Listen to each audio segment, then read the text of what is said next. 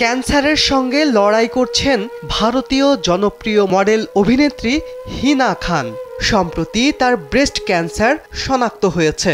কিছুদিন আগে অসুস্থতার কথা জানিয়েছেন হিনা নিজেই। এর মধ্যে নেওয়া শুরু করেছেন চিকিৎসা। ভারতেই চিকিৎসা নিচ্ছেন এই অভিনেত্রী।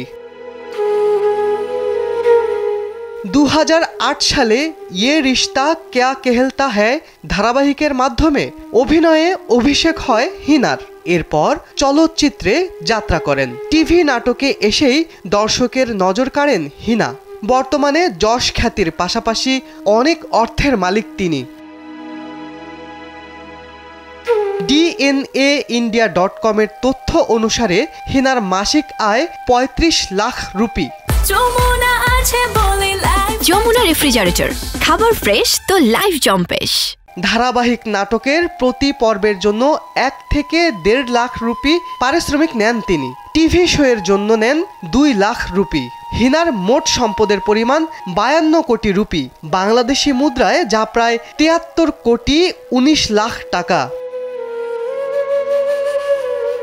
36 বছর বয়সী হিনা খান ক্যারিয়ারের শীর্ষে থাকাকালীন আক্রান্ত হয়েছেন ক্যান্সারে। এ খবরে তার সহকর্মী ও ভক্ত অনুরাগীরা বিস্মিত।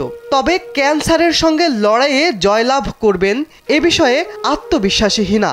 অভিনেত্রীর ভাষ্য, এই সফরের শেষে আলো রয়েছে, তিনি তা স্পষ্ট দেখতে পাচ্ছেন। শিবলি আহমেদ, কালবেলা।